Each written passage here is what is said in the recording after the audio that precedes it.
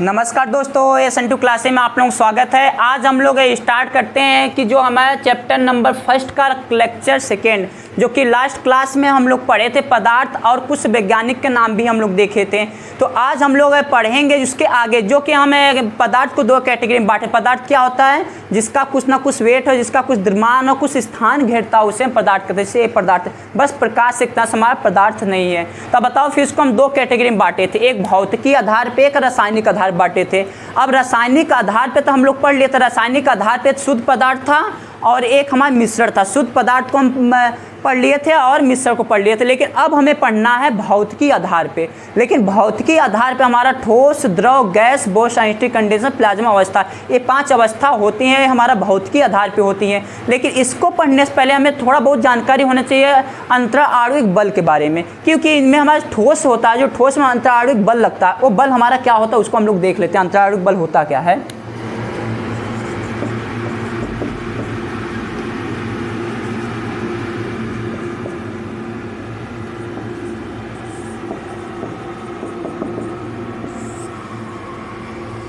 अंतराणविक बल उसे हम कहते हैं दो अणुओं के मध्य जो कार्य होता है, दो अणुओं के मध्य जो कार्य होता है उसे हम क्या कहते हैं? अंतराणविक बल कहते हैं।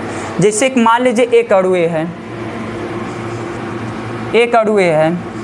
अब इनके मध्य जो कार्य होता है, इन दोनों अणुओं के मध्य जो कार्य होता है, और इसमें कार्य क्या होता है?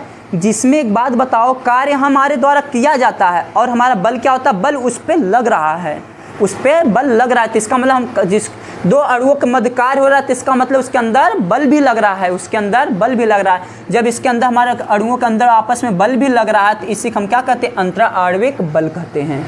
कि मतलब यह है कि दो अणुओं के मध्य जो कार्य किया जाता है उसी के अंतराणविक बल कहते हैं। जैसे एक अणु है, अब इसके बीच जो कार्य किया जाए, कार्य मतलब हमारे द्वारा कार्य किया जा रहा है, लेकिन इसके अंदर जो होता है बल लगता है किसी चीज़ पर। अब बल लग रहा है इस पर ना, एक तरह से बल लग रहा है, तो ये हमारा क्या होता है? अंतराणविक बल होता है।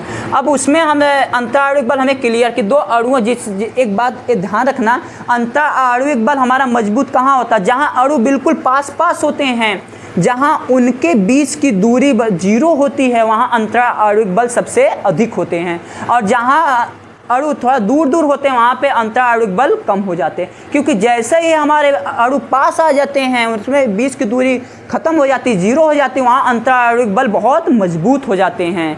तो इसीलिए हम आज उसी हम लोग पढ़ते हैं क्या, कि जो हम बांटे थे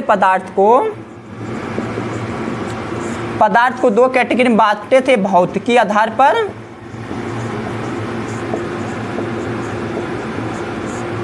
और एक रासायनिक आधार पर।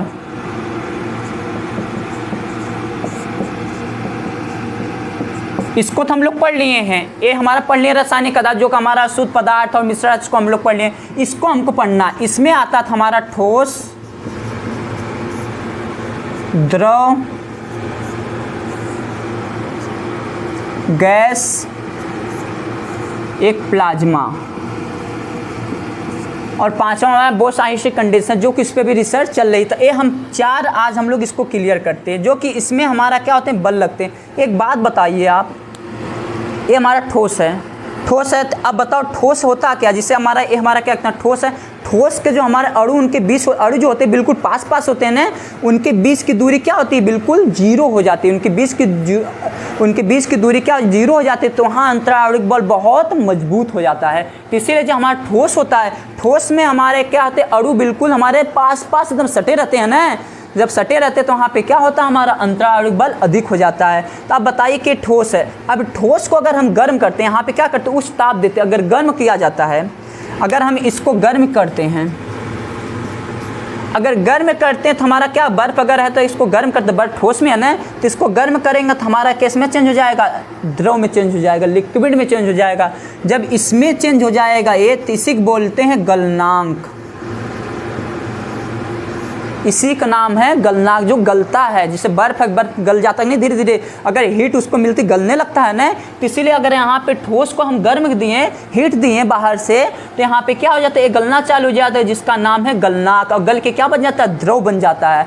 जब ये द्रव बन जाता है तो ये हमारा द्रव हो गया। अब बताओ कि ठोस है, ठोस को हम गर्म किए तो द्रव बना दिए। अब ठोस में क्या अंतराणविक बल लगेगा? हाँ लगेगा, बहुत मजबूत होता है। जैसे कि हमारे देखिए ये हमारा क्या है, अणु बिल्कुल पास पास हैं। जितने अणु पास पास रहेंगे, अणु पास पास है तो यहाँ पे अंतराणविक बल अधिक होगा, अंतरा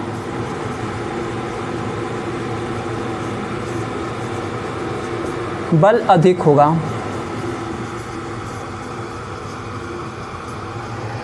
लेकिन अब यहाँ पे हमारे अंतराणविक बल अधिक होगा। द्रव है, ये द्रव है। अब द्रव को हम देखते हैं, द्रव क्या है। अब बताइए कि हम ठोस को गर्म किए तो हमारा द्रव में चेंज हो गया। अब द्रव में हमारा जब ये चेंज हो गया तो द्रव होता क्या है? तो एक बात बताइए कि द्रव अगर है, अब द्रव में हमारे जो हमारे अणु होते हैं, अणु हल्का दूर हो जाते हैं कि नहीं? पहले हमारा बर्फ था, बर्फ में हमारे अणु बिल्कुल चिपके थे कि नहीं, पास पास थे, तो अंतराणविक बल अधिक था। जैसे ही उसको हीट दिए, हीट देने के बाद वो क्या बर्फ पिघल गया, पिघल का गलनांक, जिसे गलनांक कहते हैं। अब गल गया तो उसको क्या हुआ, लिक्विड फॉर्म हो गया कि नहीं, द्रव बन गया कि नहीं। और द्रव बन गया तो यहाँ अणु हमारे क्या हो गए, थोड़ा दूर दूर हो गए। जब यहाँ पे अणु हमारे दूर दूर हो गए, थोड़ा इनके बीच में गैप देखने को मिली। तो अब बताओ ठोस के मुकाबले यहाँ पे अंतराणविक बल कम है। ठोस के तुलना में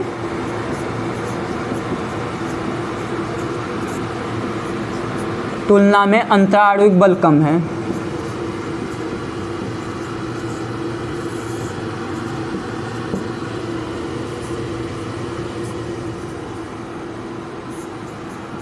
कम लगता है। अब बताइए कि अगर मैं इसको हीट दे कर दूं, इसको हीट कर दूं, अब इसको हम द्रव है, अब इसको गर्म किए, द्रव चेंज किया, अब मैं द्रव को गर्म कर दूं, द्रव को तापमान दे दूं। जिससे हमारा एक बात बताओ कि कोई अगर बर्तन लिए, बर्तन में अगर हम पानी रख दें, उसको हमें हीट देना चालू कर देगा तो हमारा क्या स्टीम निकलती, भाप निकलता कि नहीं? जब भाप निकलता तो क्या होता है, वह तो गैस के रूप में ले लेता। जब वो गैस के रूप में ले लेता तो एक बात बताइए आपको, जब इसको हम गर्म करेंगे, जब इसको गर्म करेंगे तो ये बन जाता गैस, जिसे हम क्वथनांक कहते हैं, जिसे हम क्वथनांक कहते हैं। अब बताइए कि यहाँ जैसे हमारे यहाँ गर्म, इसको द्रव को गर्म करेंगे, द्रव को गर्म करने के बाद ये क्या रूप ले लेता है, गैस का रूप ले लेता, क्योंकि भाप निकलता कि नहीं, भाप निकलता एक तरह गैस के रूप में होता कि नहीं, तो हमारा गैस बन जाता जब गर्म करने के बाद। अब बताओ कि इसमें अंतराणविक बल क्या होगा, इसमें अंतराणविक बल बहुत दूर दूर होता है, तो इसमें अंतराणविक बल बहुत कम होता है। इसमें अंतराणविक बल इन दोनों के मुकाबले बहुत कम लगता है, इस बात का ध्यान रखना। अब एक बात बताइए कि अगर गैस है, क्योंकि अणु हमारा दूर दूर है ना, तो अंतराणविक बल बहुत कम हो जाएगा कि नहीं? सबसे ज़्यादा अंतराणविक बल लगता है ठोस में, फिर द्रव में, फिर गैस में लगता है। अब अगर मैं गैस को बहुत ज़्यादा हीट दे दूँ, उच्च ताप दे दूँ, हाई टेम्परेचर अगर दे दूँ, अब बताओ हाई टेम्परेचर देने के बाद उसको तो ले लेता है रूप किसका, प्लाज्मा का रूप ले लेता है। यहाँ पे हाई टेम्परेचर देने पर तो प्लाज्मा का रूप ले लेता है। जैसे कि एक बात बताओ, सूर्य हमारा क्या है, एक तरह से प्लाज्मा अवस्था है। सूर्य भी हमारा क्या, प्लाज्मा अवस्था है। जैसे कि एक बात बताइए, जिससे अभी क्या कि दो बादल हैं, बादल आपस में टकराते हैं, उनके में फ्रिक्शन होता है। जब फ्रिक्शन होता है तो बताओ बहुत ज़्यादा उसमें क्या होते हैं, बहुत ज़्यादा हमारा हीट जनरेट होता है कि नहीं? जब बहुत ज़्यादा उसमें फ्रिक्शन होगा तो हीट जनरेट होता है। जैसे हाथ को हम फ्रिक्शन ठंडी में करते हैं जब, तो क्या होता है, जब हाथ को जब इस तरह हम रगड़ते तो हमारा गर्म हो जाता है कि नहीं हाथ। उसी तरह बताओ बादल जब आपस में टकराते तो क्या होता है, आपस में फ्रिक्शन होता है। जब फ्रिक्शन होने के कारण उसमें बहुत ज़्यादा हीट जनरेट हो जाता है। उसके जो वातावरण में हमारे कुछ गैसें रहती हैं, जब वो गैसें कांटेक्ट में आता है तो क्या कर देता, पूरा एक तरह से हमारे स्पार्क की तरह पूरा कर देता। वहाँ कुछ क्षण के लिए हमारा प्लाज्मा अवस्था बन जाता है, वहाँ कुछ क्षण के लिए प्लाज्मा अवस्था बन जाता है। तो हमारा क्या है, प्लाज्मा अवस्था है। सूर्य भी एक तरह से क्या है, प्लाज्मा अवस्था, क्योंकि हमारे बहुत सारे गैस से मिलकर हमारा सूर्य बना है ना, तब बहुत सारे गैस से मिलकर सूर्य बना, तो वो भी हमारा क्या है, एक तरह से प्लाज्मा अवस्था है। तो बताओ ये हमारा प्लाज्मा अवस्था को मतलब गैस को बहुत ज़्यादा हीट करने पे, बहुत ज़्यादा टेम्परेचर देने पे, उनके कॉन्टेक्ट जो गैसें रहती, जो टेम्परेचर दे देंगे तो किसका रूप ले लेती है, प्लाज्मा का रूप ले लेती है। ये तो हमारे हो गए ठोस, द्रव, गैस, प्लाज्मा हो गए। इसमें तभी हम देखें गलनांक, क्वथनांक देखा है, टेम्परेचर देखें। अब हम देखते हैं आगे, एक चीज़ का ध्यान रखना आप लोग, जो अंतराणविक बल होता है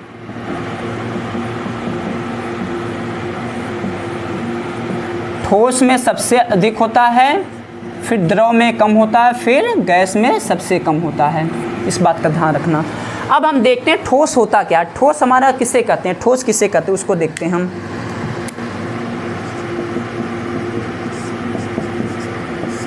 देखिए ठोस में जो होता है, ठोस जो सॉलिड होता है उनमें अणुओं के बीच कोई गैप नहीं देखने को मिलता। उनके अणुओं के बीच की दूरी बहुत, मतलब जीरो, मान लो पूरा जीरो होता है, जीरो के बराबर होता है। तो जब जीरो के बराबर होता है तो एक बात बताओ, हम ठोस किसे कहते हैं, जिसका आकार भी निश्चित रहता और आयतन भी निश्चित रहता, उसे ठोस कहते हैं। जिसका आकार व आयतन दोनों निश्चित रहता है, जिसका आकार व आयतन दोनों निश्चित होता है,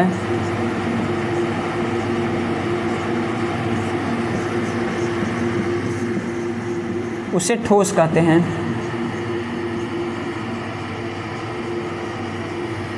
जिससे कि एक बात बताओ, अब ये मार्कर है, ठीक है, अब ये मार्कर थे, ये जो हमारा इसका कुछ ना कुछ आकार है कि नहीं, ये देखिए ये आकार इसका, अब जहाँ भी रखेंगे उसका आयतन भी उतना ही लेगा ना, इससे ज़्यादा लेगा नहीं, तो इसका मतलब दोनों फिक्स इसका है, दोनों फिक्स, तो हम क्या कहेंगे, ठोस कहेंगे। जिससे लकड़ी का गुटका हो गया, एग्जाम्पल हम लिख सकते हैं लकड़ी का गुटका।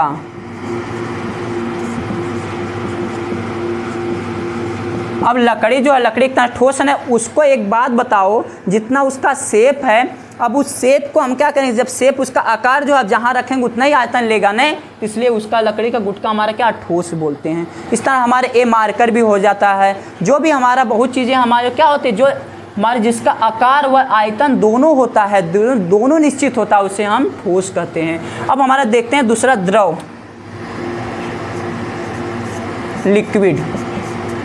द्रव क्या होता है, द्रव जो होता है हमारा जिसका आकार अनिश्चित होता है लेकिन आयतन हमारा निश्चित होता है। जैसे कि एक बात बताओ, पहले हम लिख लेते हैं उसको समझते हैं, फिर आकार जो होता है हमारा अनिश्चित होता है, इसी तरह ध्यान रखना। आयतन निश्चित होता है,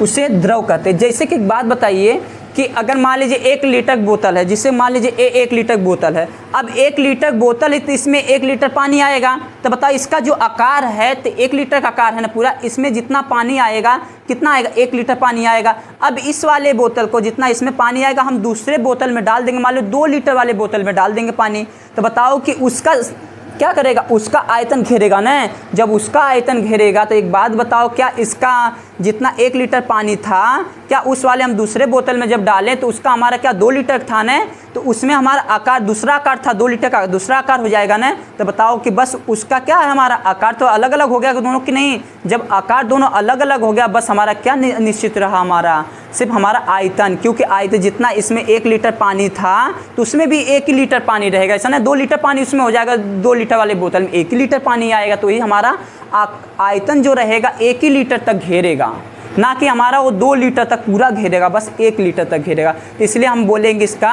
कि आकार तो अनिश्चित होता है, आयतन निश्चित होता है। जैसे कि अब 1 गिलास हमारा मान लीजिए 1 लीटर पानी है, अब बताओ 1 गिलास में हम लिए पानी, अब जिससे किसी और शेप में हम देंगे उसको तो क्या होगा, उसी शेप लेगा ना, तो इसका मतलब हमारा आकार अनिश्चित होगा, आयतन निश्चित होगा। इस बात का ध्यान रखना। जैसे कि हम एग्जाम्पल ले लेते हैं, 1 लीटर पानी, 1 लीटर पानी अगर किसी बोतल में हम रखेंगे, चाहे 2 लीटर को चाहे 3, तो 1 ही लीटर आएगा ना, तो उसका 1 ही आयतन जो घेरेगा 1 ही लीटर घेरेगा ना, तो हमें उससे क्या हो जाएगा, 1 लीटर मात्र पानी, तो हमारा मात्र 1 ही लीटर हमारा क्या करेगा, वह पानी घेरेगा, तो हमारा आयतन क्या हो गया, निश्चित हो, आकार हमारा अनिश्चित हो गया। अब उसी तरह हमारा लास्ट वाला है कि अब गैस को हम देख लेते हैं, गैस क्या है। अब बताइए कि गैस में देखिए ना तो आकार ही निश्चित रहता है, ना ही आयतन निश्चित होता, दोनों हमारे अनिश्चित होते हैं, उसे हम गैस कहते हैं। आकार व आयतन दोनों अनिश्चित होता है।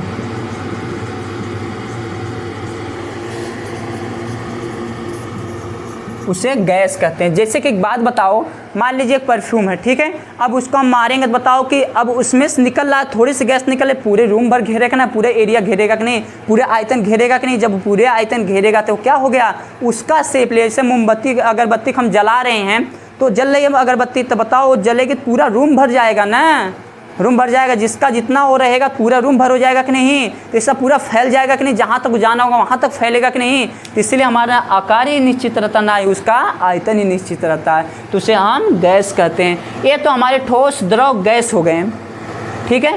ये तो हमारे यहाँ भौतिक अवस्था भी हमारी क्लियर हो गई, जो कि हम भौतिक आधार पर जो पढ़े थे, भौतिक आधार पे हम लोग पढ़े थे, अवस्थाएं भी हमारी पूरा क्लियर हो गई। अब इसके आगे हम लोग पढ़ेंगे नेक्स्ट क्लास में। अगर यहाँ तक समझ में आया तो वीडियो अच्छा लगा तो वीडियो को लाइक शेयर एंड सब्सक्राइब जरूर कर दीजिए।